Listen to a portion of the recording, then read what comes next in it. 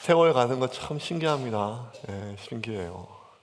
어떻게 이렇게 추수감사절 날짜만 낸 게 아니라 이제 아침 저녁을 싸늘해서 불과 얼마 전까지만 해도 해가 쨍쨍할 때 에어컨을 켰어야 되는데 이제는 바닥에 장판이나 아니면 난방을 안 틀면 추운 감기 걸리는 그런 날씨가 됐습니다. 이렇게 세월은 가는데 이렇게 시간은 흐르는데 아이들 자라는 것은 눈에 보이는데 신기하게 나는 작년이나 재작년이나 이제는 기억도 가물가물해서 송구영신 예배가 몇 번 간지도 모르겠고 분명히 지난주 수요일날 송구영신 예배 드린 것 같은데 오늘 추수감사 예배가 드리는 것 같고 이제 한 달 있으면 2020년이 되거든요. 2020년 여러분 저 고등학교 때 2020년 되면 비행적 타고 다니는 줄 알았습니다. 그런데 똑같이 2020년이 되어도 전기밥솥에 밥을 안 쳐야 되고 여러 가지 많은 것들은 참 많이 변하는 것 같지만 또 나 자신은 늘 그대로 멈춰 있다는 느낌이 듭니다. 예수 믿고 교회 다니고 기도하고 믿는 자에게는 능치 못할 일이 없고 할 수 있거든이 무슨 말이냐.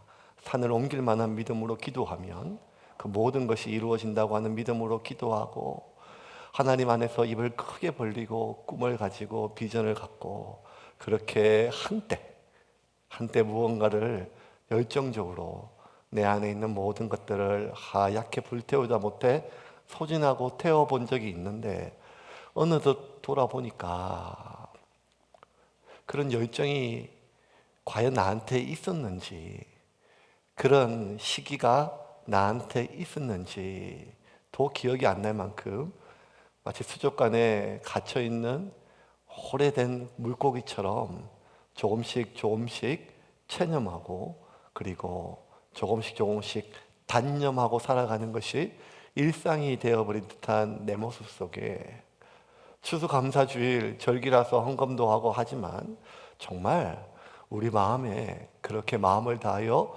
감사할 것보다는 오히려 체념과 단념과 그리고 무너지는 마음만 늘어가는 것이 어쩌면 나도 인지하지 못한 채 늘어가는 나의 나이처럼 그렇게 늘어가는 것이 우리의 삶 같습니다. 몇 해 전에 해운대 쪽이에요. 청산포인가 미종항인가 모르겠는데 하여튼 항구 앞에 지나가는데 그 횟집 항구 앞에 횟집이 있잖아요. 근데 이제 그 항구 쪽에 바닷가 쪽에 항구 쪽에 이제 안하고라 그러죠. 안하고 붕장어 한 마리가 죽었어요. 그러니까 마르지 않은 거 보니까 아침이 하여가 나온 것 같아요. 죽어 있어요. 그래 가서 이게 어디서 나왔냐? 항구에서 갑자기 요새는 물고기도 자살을 하나? 뭐 이렇게 그럴 정도로 하는데 그게 아니라 보니까 얘가 어디서 왔냐? 물에서 올라온 게 아니고 한 10m 건너에 있는 횟집에서 수족관에서 뛰어나온 놈이에요. 그래서 야, 안 됐다. 너 20cm만 가면 살았는데 죽을 힘을 향해서 왔겠죠. 퍼덕퍼덕 하다가 이제 마지막 숨이 다 되어서 아니면 힘이 다 되어서 그래서 나도 모르게 그 횟집의 수족관에 봤더니 어제 잡았는지 그저께 잡았는지 모르겠지만 그 횟집 수족관에 그 붕장어가 한가득 들었어요. 그래서 야, 너 참 안 됐다 싶다가도 너 참 대단하다.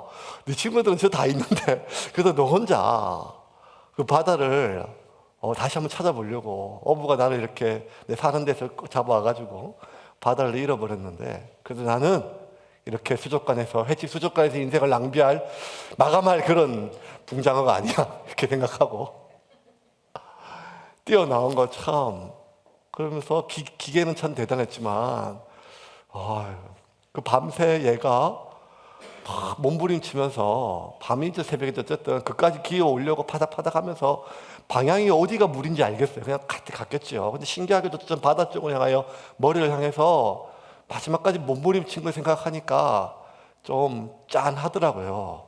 물론 그렇게 낚시하면서 지금까지 수백 마리의 물고기의 목숨을 앗아간 제가 그렇게 생각할 그건 아니지만 그래도 그날은 그 붕장어가 짠했습니다. 그런데 조금 눈을 눌러보니까 그 항구 앞에 숨을 거둔 붕장어보다 더 짠한 것은 여전히 살아서 숨쉬고 있지만 그 수족관 안에서 보니까 어떤 붕장어는 금방 잡아온 붕장어 같은데 오래된 붕장어가 표시가 나요. 예. 벌써 횟집 수족관에 한 일주일이나 열흘 넘으면요, 이 물고기가 벌써 헤엄치는 것도 다릅니다. 천천히 이렇게. 어느 순간 눈에 백태가 껴가지고 하얗게 되고, 이 지느러미나 아가미 한쪽에 또 이렇게 뭐가 조금 썩어 들어가요. 그런데 분명히 아플 건데, 통증이나 파닥거림도 없이, 분명히 답답할 텐데 퍼뜩거림도 없이 그냥 조용히 숨도 팍 쉬는 게 아니라 뻐끔뻐끔 쉬어 있는데, 갇혀 있는 답답함이 느껴지는 것도 아니고, 어떻게 보면 모든 것을 달관하게 평안해 보이는 눈빛도 아니지만 그럼에도 불구하고 그 수족관에 오래 살았던 그 붕장어의 썩어 들어가는 지느러미와 하얗게 백대가 끼어서 이제 눈에 아무것도 보이지 않는 그런 눈으로 뻐끔뻐끔 숨만 쉬고 있는 붕장어를 보면서 어떤 단어가 생각이 나는가 하면 체념이라는 단어가 생각이 났어요. 바닥 끓였겠죠. 물밭에 나와 있는 붕장어처럼 뛰쳐나오려고 이 상황 속에서 발버둥도 쳤겠죠. 하지만 몇 번 하다가 아유, 이거 아무리 내가 한데 힘만 들지 이 벽이 깨지겠나, 이 유리가 깨지겠나, 내가 무슨 변화가 있겠냐 하면서 어느 순간 그 좁은 그 수족관이 적응이 된 채 그렇게 체념한 듯 숨쉬고 있는 붕장어도 참 안쓰러워 보였습니다. 여러분, 바다를 잃어버린 물고기와 바다를 잊어버린 물고기가 둘 다 수족관 안에 살고 있지만, 분명한 것은 그 눈빛이나 지느러미나 숨쉬는 걸 보면 바다를 잃어버린 물고기와 바다를 잊어버린 물고기는 완전히 다릅니다. 둘 다 강제로 잡혀와서 바다를 잃었지만 그 중에 여전히 바다를 기억하고 안간힘을 쓰는 붕장어가 있는 반면, 어떤 물고기는 그래, 내가 언제 그런 시절이 있었나 하는 마음으로 바다를 잊어버린 물고기는 좀 다르죠. 예수 믿는다는 게 뭘까요? 우리가 그리스도인이 된다는 게 뭘까요? 오늘 또 3명이 세례를 받고 또 2명이 유아세례를 받는데, 이렇게 내가 세례를 받고 이 세상에서 그리스도인으로 살아간다는 것이 무슨 의미가 있을까요? 오늘 꽃도 주고 세례도 하고 박수도 쳐주고 기도도 하지만 세례를 받고 나가는 순간 내 머리 뒤에 광채가 비치는 것도 아니고, 여전히 세상에서 나를 보는 시선과 그 세상에서 살아가야 될 내가 나 자신을 바라보는 시선은 여전히 변화가 없는데, 그렇다면 우리가 이렇게 주일날 와서 예배드리고 찬양하고, 안 그래도 세상에 요새 좀 울적해서 눈물 좀 흘리고, 믿었던 사람한테 배신당해서 서럽고, 뭐 이런 정서적 위안 말고 이 그리스도인으로 살아간다는 것이 무슨 의미일까요? 분명한 것은 그리스도인으로서 이 세상을 살아간다는 것은 좀 덜 서글픈 체념의 삶이 아니라는 것입니다. 좀 덜 서글픈 체념. 세상이 다 뭐 세상 뭐 별거 있냐? 뭐 지나가는 동네 아줌마도 다 하는 말이죠. 세상 다 이래. 뭐 이 정도. 그런데 교회 나가면 그냥 좀 더 덜 서글픈 그런 체념이 어쩌면 우리 안에 심겨지는 복음이 우리에게 할 수 있는, 우리를 위하여 죽으신 예수의 보혈이 나를 위하여 해줄 수 있는 전부는 아니라는 것입니다. 성경은 명확하게 우리가 그리스도인으로서의 삶을 시작할 때 30배, 60배, 100배 결실을 맺는, 열매를 맺는 삶이라고 말씀하였고, 그 말씀은 천지가 변한다 할지라도 1.1획도 변함이 없고 변치 않는 하나님의 영원한 말씀임을 우리가 믿음에도 불구하고 오늘 성경을 읽고 30배, 60배, 100배 열매를 맺는 삶이라는 말씀을 읽었음에도 불구하고 수족관에 백태 낀 물고기처럼 이 말씀을 읽어도 어떤 말씀을 들어도 어떻게 기도를 해도 우리의 마음속에 믿음이 생기기보다는 좀 덜 서글픈 체념이 우리 가운데 남아있는 이유는 무엇 때문일까요? 그것은 아무리 발버둥 쳐도 이 수족관을 뛰쳐 나갈 수 없는 물고기의 그 어려움처럼 내가 아무리 몸부림을 쳐도 내 마음밭이, 내 인생밭이, 내 삶이 조금도 변화가 없어서 내 삶에, 내 마음에, 내 인생에 뿌려진 그 생명은 그 예수님을 내가 부정하는 건 아닌데 내 환경이, 내 기질이, 내 상황이, 우리 집안이 온통 가시밭길이고 돌짝이고 엉겅퀴가 많아가지고 그 어떤 능력의 말씀이 떨어지고 그 어떤 은혜가 떨어져도 아무리 발버둥 치고 기도해도 열매는커녕 이전보다 더 돌이 많아진 것 같고 이전보다 더 잡초가 많아진 것처럼 느껴지는 것이 우리의 마음이죠. 오늘 이 씨 뿌리는 말씀 11월 한 달은 제가 이제 사도행전 강의 잠깐 멈추고 우리 새 가족들을 위해서 복음 메시지를 계속 전하는데 오늘 이제 마지막 메시지예요. 복음 메시지 11월 달. 이 예수님의 마태복음 5개 강론 설교 중에 세 번째 설교예요. 이게 예수님께서 마태복음 13장은 천국장이에요. 천국에 대해 설명하는 거예요. 예수님께서 천국에 대해서 예수님께서 설명을 하면서 이 밭에 씨를 뿌렸는데 어떤 밭은 길가에 뿌려지고 그래서 금방 말라 죽고 어떤 밭은 돌짝밭에 뿌려져 가지고 뿌리가 없어서 금방 또 말라 죽고 어떤 밭은 이 가시덤불에 뿌려져 가지고 뿌리 내렸지만 그 주변에 있는 잡초들이 다 양분을 빼앗아서 죽었다 하시는 이런 말씀은 결국 우리에게 어떻게 일반적인 결론이 되는가 하면 우리 밭에 있는 그 말씀이 뿌리 못 내리게 만드는 돌도 골라내고 열심히 기도해서 잡초도 좀 뽑아내고 세상 염려도 뽑아내서 그렇게 우리 밭이 변하면 옥토가 되면 나한테 심기워진 그 씨앗이 뿌리를 내리고 30배, 60배, 100배 열매를 맺으니까 열심히 새벽부터 우리 나가 씨도 뿌리고 돌도 고르고 잡초도 뽑자 이런 말씀 일반적인 교훈이 맞습니다. 그런데 한번 제가 질문을 해볼게요. 과연 우리 밭이, 우리 마음이, 나라고 하는 사람이 그렇게 잡초 뽑고 돌 골라내고 이것저것 하면 옥토로 변화될 수 있을까요? 우리는 그런 존재가 아니라는 거예요. 그래서 바울 사도는 로마에 있는 교인들에게 보내는 편지에 이렇게 얘기했어요. 3장 10절부터 18절 말씀 한번 읽어볼까요? 현대어 쉬운 성경을 좀 읽어보겠습니다. 쉬운 성경 새 가족도 있으니까요. 같이 읽겠습니다. 성경에 이렇게 기록되어 있습니다. 의인은 한 사람도 없다. 깨닫는 사람도 없고 하나님을 찾는 사람도 없다. 모두가 곁길로 나가 하나같이 쓸모없게 되었다. 선한 일을 행하는 사람은 단 한 사람도 없다. 그들의 목구멍은 열린 무덤이고 혀로는 사람을 속인다. 그들의 입술에는 독사의 독이 있다.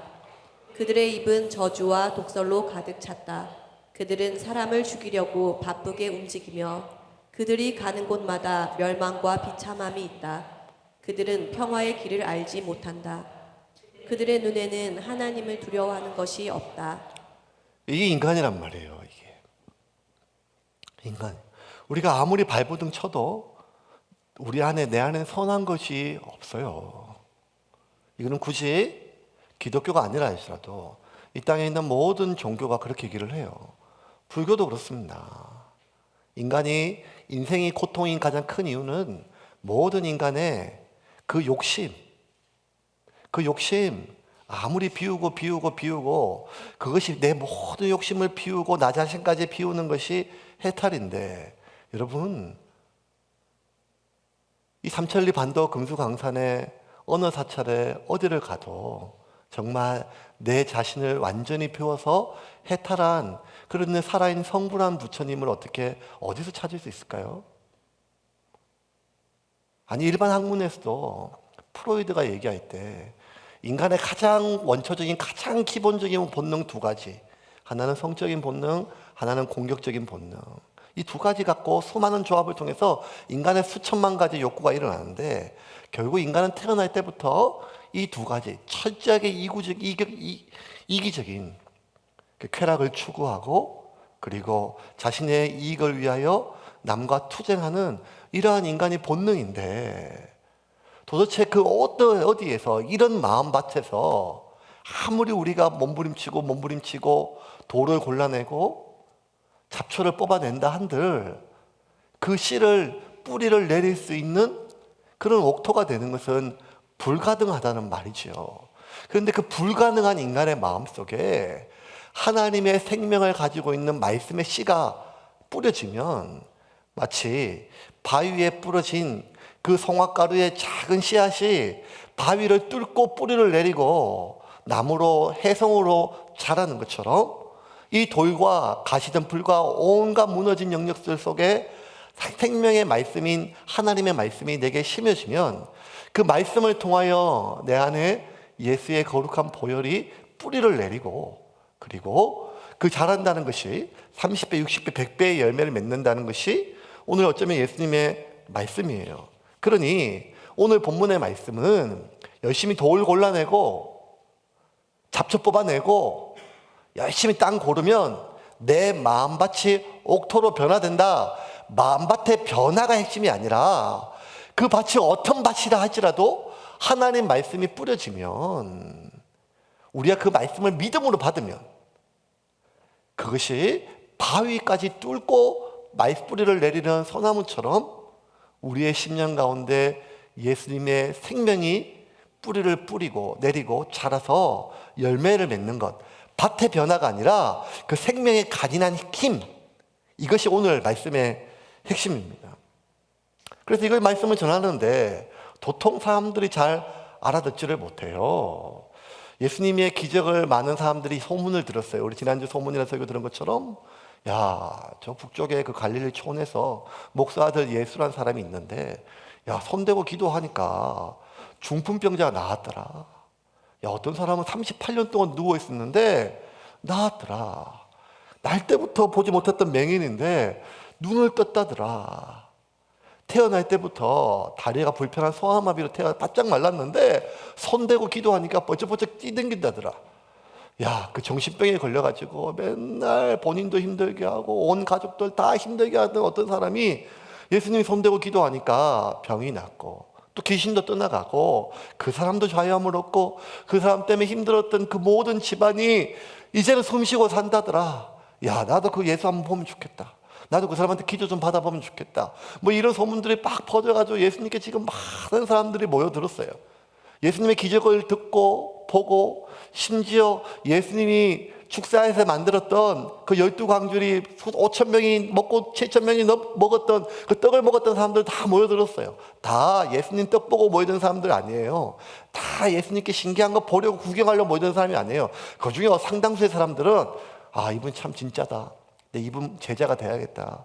이분 말씀을 듣고 내가 이거 모든 것 포기하고 이분을 따라다니면서 이분한테 좀 배워야겠다. 내 인생에 정말 중요한 진리를 깨달아야겠다.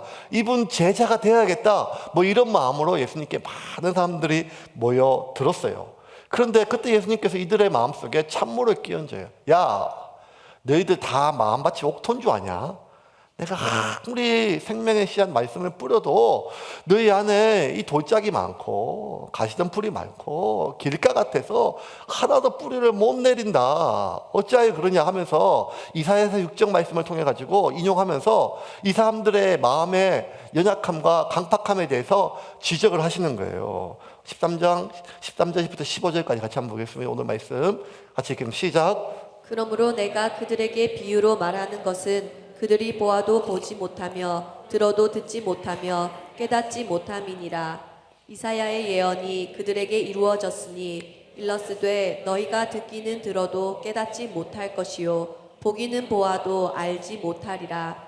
이 백성들의 마음이 완악하여져서 그 귀는 듣기에 둔하고 눈은 감았으니 이는 눈으로 보고 귀로 듣고 마음으로 깨달아 돌이켜 내게 고침을 받을까 두려워함이라 하였느니라. 귀는 듣고 둔하고 눈은 감긴 게 아니라 감았어요. 스스로 안 보는 거예요. 사람 여러분 얘기해 보면 알잖아요. 이 사람이 지금 사람들이 분명히 같이 얘기했는데 그 다음날 보면 말이 다 달라요. 왜?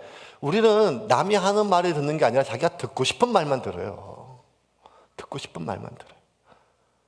이 사람들이 예수님이 지금 뭘 얘기하는 건 천국을 얘기하는데 마태복음 13장에서 예수님께 설교하실 때마다 모든 대상들, 다른 대상들에게 다른 주제로 설명하지만 다 동일한 천국에 대한 말씀을 하세요. 근데 그 모든 말씀의 주제는 무엇인가 하면 천국은 씨 자체라는 것이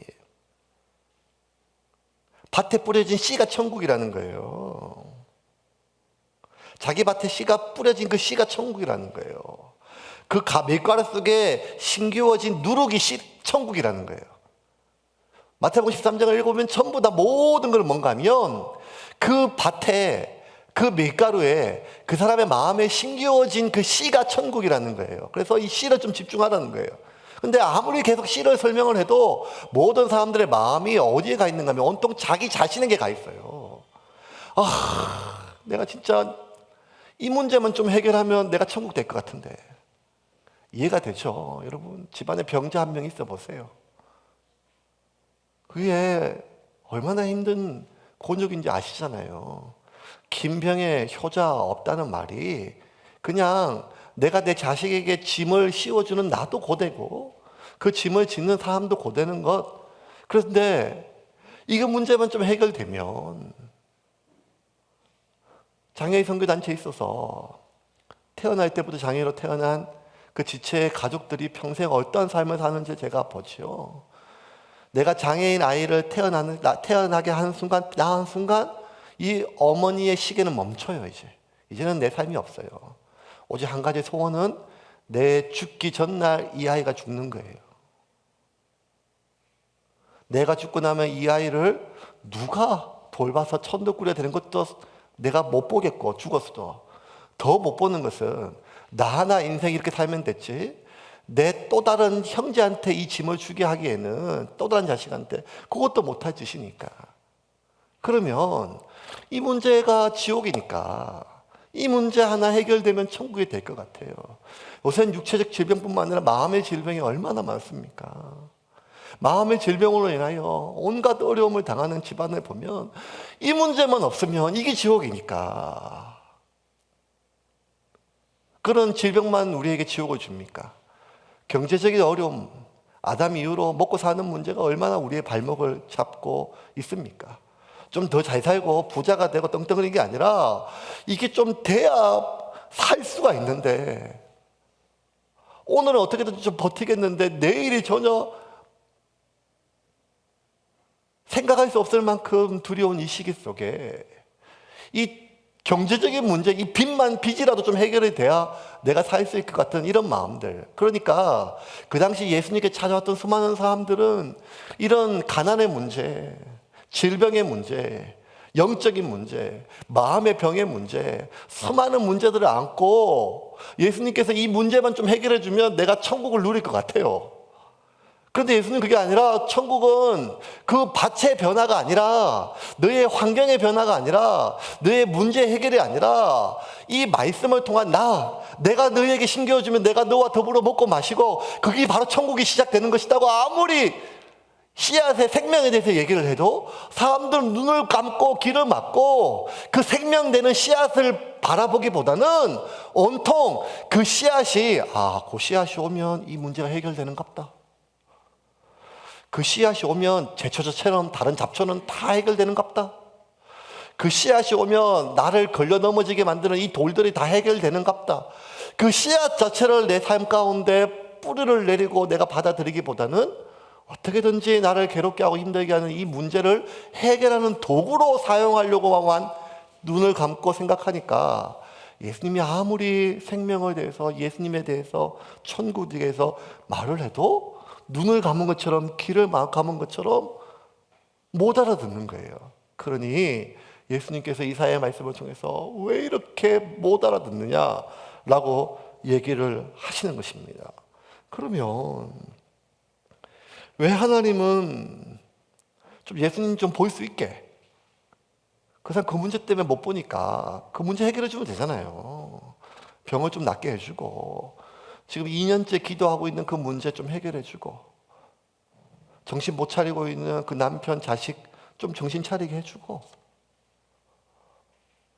묶여있는 이 경제적인 문제가 좀 해결되고, 질병의 문제, 이 아픈 관계의 문제, 떨어지는 것들 해결해 주면 이 사람이 거기에 모든 관심을 갖고 마음에 갔던 것도 좀 자유롭게 되면 좀 훨훨 자유롭게 예수님 보고 예수님 받아들일 건데 왜 그 문제 해결 안 해주시냐 이 말이에요. 그런데 예수님의 말씀은 다릅니다. 너희가, 사람들은 그 문제가 해결되면, 내 마음밭이 옥토로 바뀌면 절대로 예수님을 안 볼 사람이라는 거예요. 그럴 사람들은 벌써 이미 예수님 다 만났대요. 왜냐하면 먹고 살만한데 굳이 예수 만나가지고 나를 죄인 만들 필요는 없는 거죠. 아니 지금도 마음이 평화로운데 굳이 뭐 저렇게 애를 써가지고 희한한 교회 가서 이상한 목사 말 듣고 할렐루야 손뼉 치고 찬양하고 그럴 필요가 뭐 있는 거예요. 가만히 그런 거 안 해도 내가 지금 마음이 평안한데. 인간은 언제 진심으로 신에게, 하나님께 도움을 요청하는가 하면 그 어떠한 나의 해결이 안 될 때, 그 어떠한 인간의 가능성으로도 가능성이 안 보일 때, 그때 하나님이 계시다면 나를 도와달라고 손을 내미는 것이 인간의 본성입니다.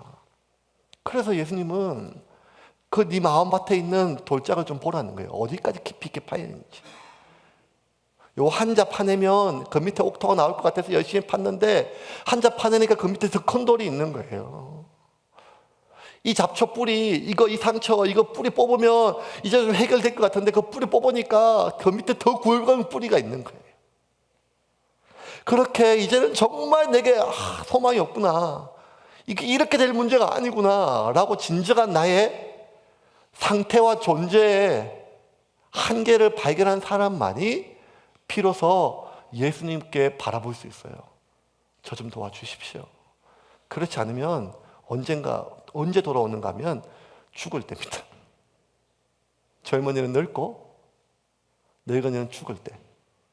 젊은이는 늙어서 주님을 볼 것처럼 보이지만 늙은이도 주님을 안 봅니다. 죽을 때가 돼야 마음의 죽음에 대한 두려움이 생기지요. 밭에 생명이 있는 것이 아니라 씨에 생명이 있습니다. 내 밭이 돌짝 걷어내고 잡초 뽑아내서 옥토가 되면 천국이 되는 것이 아니라 내게 심기워진 그 씨가 내게 뿌리를 내리면 그때부터 천국이 시작이 되는 것입니다. 그래서 우리의 신앙의 목적은 내 밭을 갈아가지고 옥토를 만드는 것이 아니에요. 내 밭에 있는 잡초를 뽑아서 정결하게 만드는 것이 우리의 인생의 신앙의 목적이 아닙니다. 아무리 노력해서 아무리 돌짝을 갈아내도 여전히 내 안에 이전보다 더 큰 돌이 나타나고, 아무리 잡초를 뽑아내도 이전보다 더 강한 죄의 욕구가 드러나는 그 절망감 속에 그냥 낭만하고 체념하고 끝나는 것이 아니라, 그래서 내가 진짜 예수님이 필요합니다, 나의 삶과 내 존재의 절망을 경험해서 그냥 체념하고 절망하고 냉세에 빠지는 것이 아니라, 그래 사는 게 다 그렇지 하는 것이 아니라, 그래서 예수님이 필요합니다, 지금 내게 들어와서 나를 다스려 주십시오, 주님 나를 살려 주십시오 하는 그러한 요청에 주님은 우리 안에 들어와 나와 더불어 먹고 마심을 믿으시기를 바랍니다. 절망이죠. 절망입니다. 내 상황도 절망이고 나 자신도 절망입니다. 근데 그 절망 쪽에 내게 심기워진 그 씨앗이 어떤 생명을 가지고 있는지를 내가 믿는 거예요. 여러분, 예수 그리스도는 세상을 창조하신 하나님이십니다. 무에서 유를 창조하신 하나님이 내 상태와 내 상황이 어떠한다 할지라도 그분이 나를 살리고 내 가정을 살리고 주 예수를 믿으라 그리하면 너와 내 집이 구원을 얻으리라고 하는 이 말씀은 전도 용어가 아니라 진리이고 생명이고 능력인 거지요. 우리에게 무엇이 소망이 있는가 하면 그 하나님의 말씀에 대한 믿음을 붙잡는 것입니다. 내게 심겨워진 그 예수가 누구인지를 알고 발견하고 그 예수를 믿는 거예요. 그 예수는 세상을 창조하신 하나님이에요. 그래서 이사야 43장 16절에 주님은 이사야 선지자를 통해서 이렇게 말씀하세요. 보라, 내가 새 일을 행하리니 이제 곧 너희에게 나타낼 것이니라. 반드시 내가 사막에 길을 내고 사막에 물을 내며 강야에 강을 내리니 내 백성, 내가 택한 나의 백성을 마시게 할 것이니라. 여러분, 그 하나님은 사막에 길을 내시고 사막에 우물을 내시며 광야에 강을 내시는 분이십니다.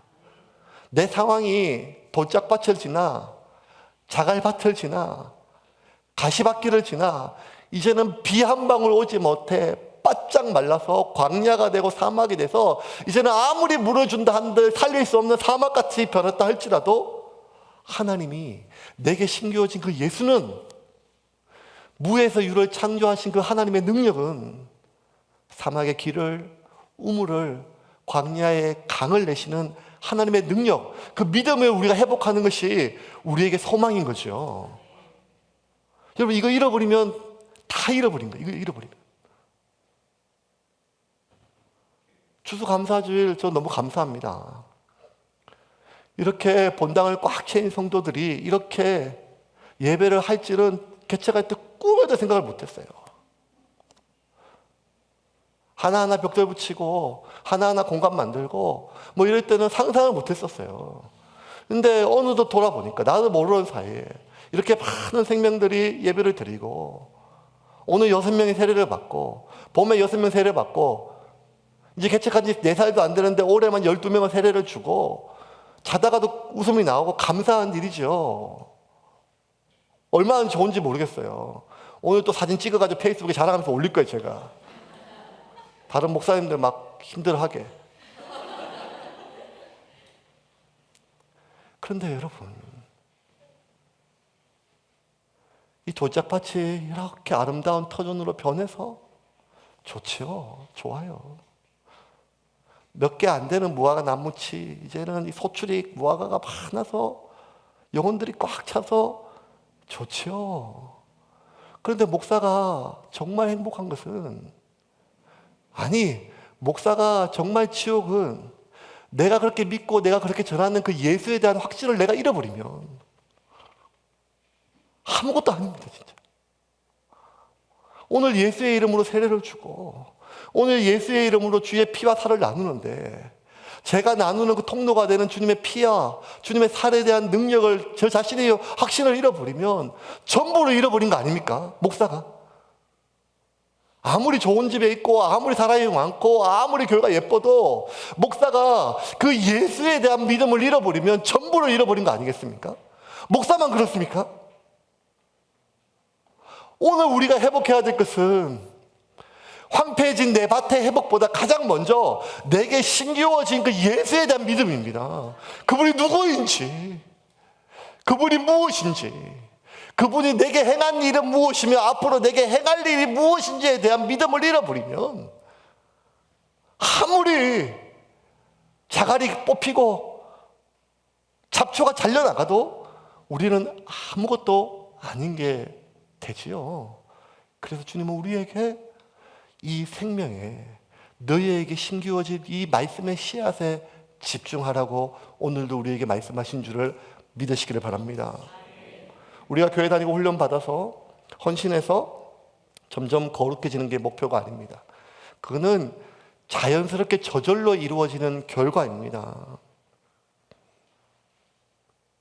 우리가 예수 믿고 오늘 세례 받으면 이제 오늘 0이에요. 다음 주에 1 되고 내년에 20 되고 내후년에 집사 되면 50 되고 그리고 한참 뒤에 권사 되면 한 70점 되고 나중에 목사 되면 100 되고, 이게 아닙니다. 기독교회는 그렇게 내 자신을 변화시키는 것이 아니라 오늘 내가 예수의 이름으로 세례를 받고 오늘 내가 예수를 영접하면 영인 나에게 100이신 그리스도가 와서 내가 100이 되는 것입니다.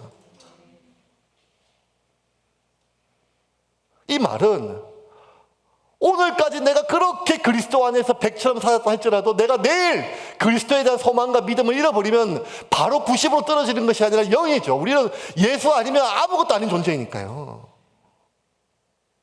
그러므로 우리에게 소망이 있는 것입니다. 왜? 무화과 나무 잎이 마르고 올리브 나무가 소출이 없고 외양간에 송아지가 없어도 내 안에 있는 그리스도는 그 누구도 빼앗아갈 수가 없기 때문입니다. 내가 잃어버린 것은 그 송아지나 내가 빼앗긴 것은 그 열매가 아니라 내 안에 있는 예수에 대한 믿음입니다. 예수에 대한 믿음입니다. 그러므로 오늘 그 예수 그리스도 안에 새로운 생명을 받는 것이 아니라 이미 내 안에 심겨진 그 씨앗 안에 어떤 생명이 담겨 있는지를 확인하고 회복하고 그렇게 살아가기를 주님의 이름으로 축원합니다. 말씀은 좀 정리하겠습니다. 여러분, 예수님은 우리에게 비유로 우리는 돌감람나무, 쉽게 설명하면 돌배나무인데 잘라내고 참배나무를 접붙였다고 얘기를 합니다. 2000년 전에 올리브 나무를 수확하는 방식입니다. 근데 여러분 아세요? 2000년 전에도 그렇게 했는데 지금도 묘목 심고 그 위에 접붙여가지고 사과도 생기고 배도 생기고 복숭아도 생겨요. 종자 개량법이 얼마나 많이 개발되었습니까? 우리는 다 대한민국은 여러분은 나이 어린 사람은 모르겠지만 우장춘 박사의 후손입니다. 씨 없는 수박. 우리는 다 젊은 사람은 모르겠지만 연로하신 분은 다 아는 모카씨 물수법의 최초의 밀수범 문익점의 후손입니다.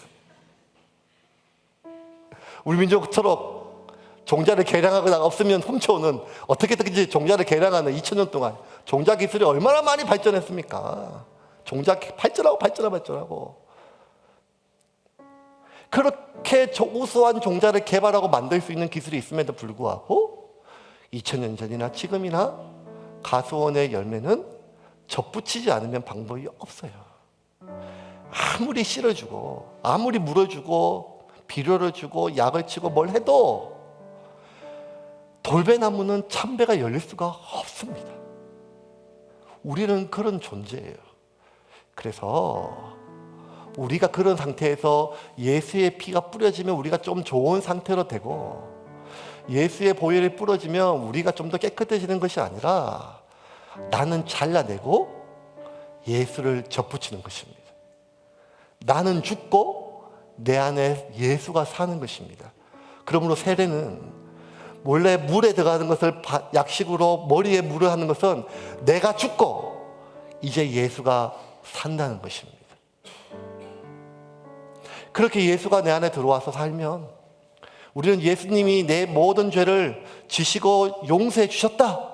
이제 예수의 피로 내가 깨끗해졌다고 하는 믿음으로 사는 것뿐만 아니라 그 예수가 내 안에 들어와서 예수를 믿는 믿음뿐만 아니라 예수와 함께 먹고 마시고 사는 것입니다. 예수와 함께 먹고 마시고 예수와 함께 먹는 것입니다. 그래서 우리는 성찬식을 할 것입니다. 오늘 마신 이 포도주는 예수의 피가 우리 안에 흐르는 것입니다. 오늘 먹은 이 예수의 주님의 팔 떡은 빵은 예수의 몸이 내 안에 살아 숨심을 믿기지 않지만 믿으려고 애쓰고 그렇게 예수답게 살아내기 위하여 몸부림칠 때 비록 돌짝밭과 온갖 가시와 여전히 변화 없는 저 강력한 수족관의 벽 아래 숨만 쉬고 살아가는 좀 덜 체념하는 물고기처럼 살아가는 우리 인생에서도 내게 심겨진 내가 먹고 마신 나를 위하여 피 흘리신 그 주님의 생명이 나에게 광야 같은 이 사막에 물을 내고 길을 내고 강을 내게 하실 것입니다. 여러분, 좀 믿읍시다. 믿읍시다. 그 믿음이 우리를 살릴 것입니다.